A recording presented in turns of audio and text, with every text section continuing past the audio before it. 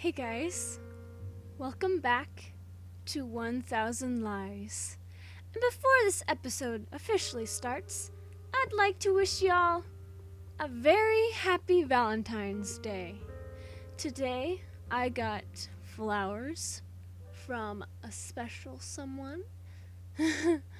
First time I ever got flowers from anyone outside my family, so hooray! But enough delay, enough stalling. Without any further ado, let's get back to where we left off last time. Right here. It had been a while since the day's lesson ended, and I went back home, but that very afternoon I would have to pass by the school again. I leave the clinic that's next door to my door. I leave the clinic that's next door to my school, and I decide to take a detour through the scenic route. Pretty. There's a park with a small pond located behind the school, and I like to wander there from time to time. It's sloppier than you'd expect. The water is nearly dried up and has a strange hue that's extremely off-putting. That doesn't change the fact that it's quiet and welcoming here when you just want to take a peaceful stroll. As I sit in the park on a bench at the edge of the road, I flip my pen in frustration and as I'm unable to recall the words for its paper counterpart. Then, with a heavy sigh, somehow my thoughts are suddenly led astray. I still have time to go and take a look at the place the email mentioned. I remember the place not being too far away from here, and even though I know it's stupid, it still piques my interest.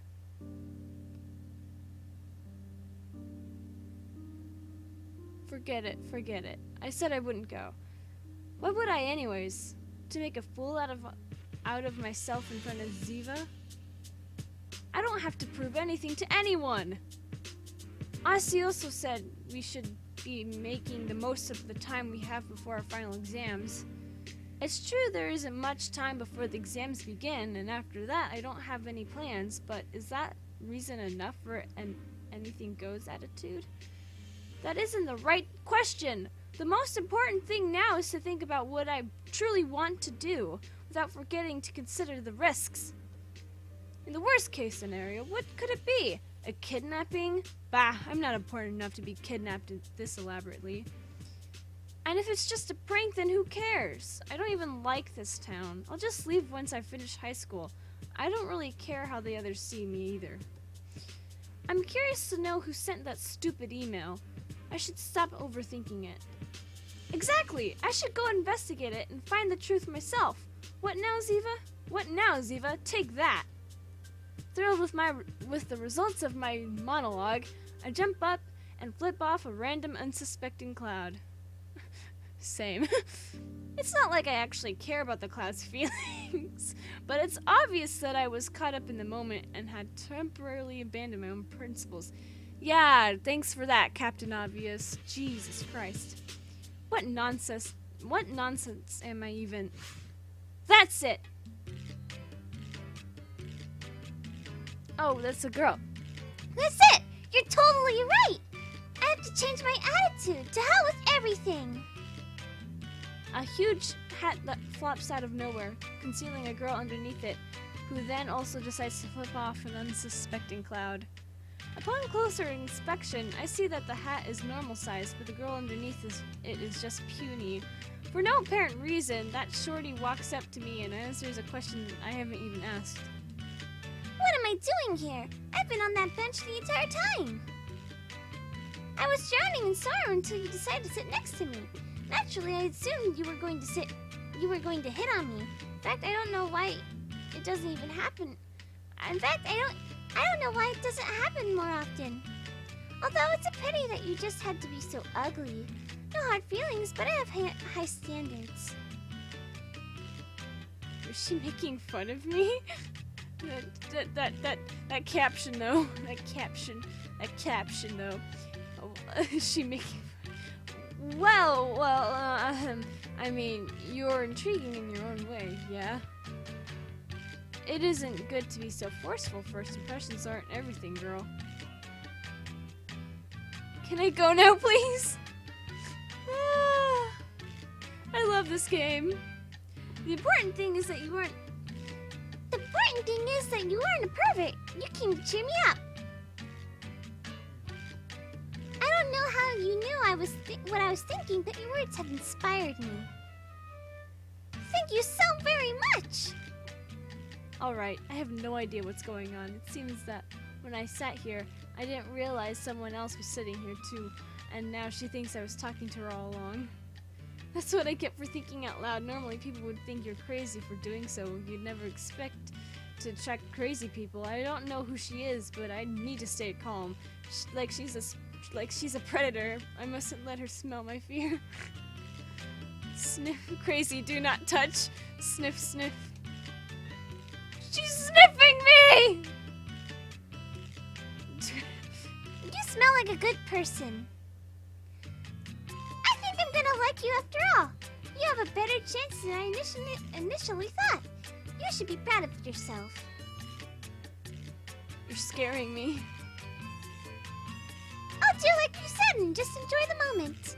My condition shouldn't be an obstacle, and overthinking it isn't going to solve anything. Right, so it's been a pleasure finally meeting you face to face. Until next time. Thank you again. She leaves as suddenly as she appeared. I would like to say something in reply, but I'm speechless. In fact, I think I peed myself a little. Ah, come on, man. Tossing aside things I'd rather forget, I'm here to check this place out because of that mysterious email.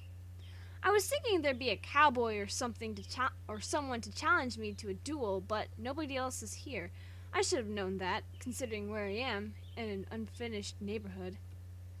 They started building a ton of complexes here a little less than a decade ago, but they blew the budget before finishing them.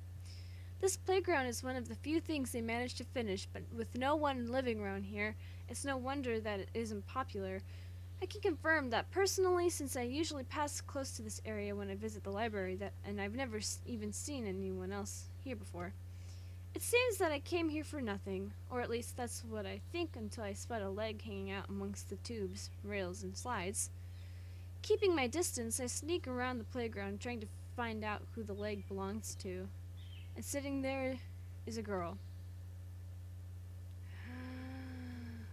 Ooh, she hot. I immediately recognized not her identity, but the gesture she's making. Between her fingers, she holds a pencil which she uses to trace lines along a sketchbook that's propped up against her knees. While listening closely, I can hear her humming. Sometimes she rubs her pencil against her lips while in thought, or looks away from the sketchbook to view her subject from another perspective. She doesn't seem to notice my presence as I hide behind a tree, planning the best course of action. Alright, Sheeran, there's nobody else around here, so she must be the one who sent that email, or at least she must somehow be involved with it. So I go out, wanting an explanation to that email. Seems easy enough. As soon as I begin to emerge from my hiding spot, I immediately jolt back behind the tree. Wait a second! If she's waiting for me, then why is she sketching here? She seems too immersed in her drawing to be waiting for someone. She hasn't even looked at anything but her paper and subject. Actually, it must be difficult to see from her vantage point. If she's waiting for me, it'd make more sense to wait from where she can see the entrance. Another possibility is that she wants to ambush me. That'd account for why she's hidden. Then maybe she got too caught up in her art and forgot about me. In that case, I should try to catch her off guard. Why am I overthinking this anyway? I have the upper hand here. I just need to move first. I should just be friendly and give her a good first impression. It'd still be a surprise attack, but not as aggressive. I stealthily step out of my hiding spot. With cat-like reflexes, I climb up the slide and grab one of the monkey bars near where I want to slide down next. I sneak behind the girl with the intention of surprising her before she can react to anything. Gotcha! Eh? Shit! She's gone? I fail my mission miserably and decide to survey the area just in case, when I finally notice her running out of the park, fleeing with all of her art supplies in hand. Now what do I do?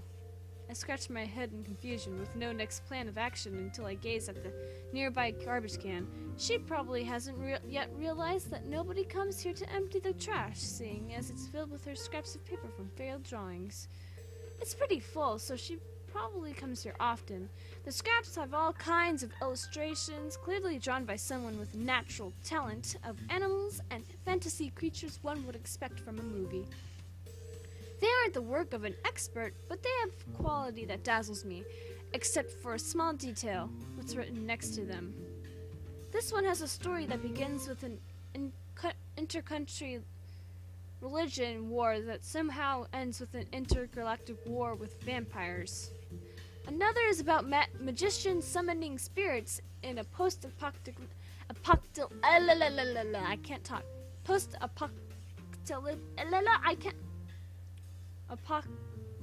Apocalyptic city. There we go. Their enemy seems to be a gangster werewolf, also from space. This one stars a group of globe-trotting, demon-hunting mercenaries. The demons aren't from space this time, but hyperspace. This is giving me an aneurysm. The art's good, but the concept's not so much. There are too many cliches. I'm starting to wonder if they're all actually parodies. Maybe she's mocking me? Or maybe these are clues of some kind.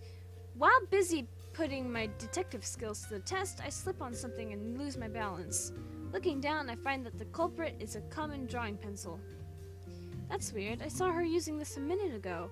For her to drop it like that, she must have been in a pretty big hurry. Then I realized something. This happened to me at the pond too. I was talking out loud without noticing. She must have heard me while I was rambling behind the tree, and I must have scared her. That must be why she ran away.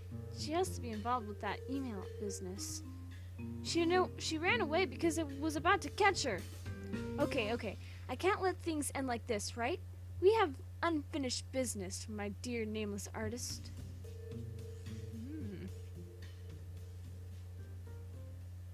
Interesting.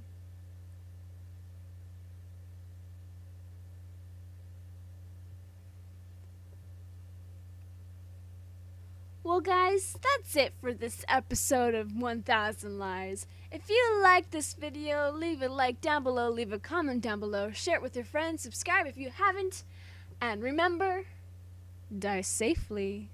Bye-bye!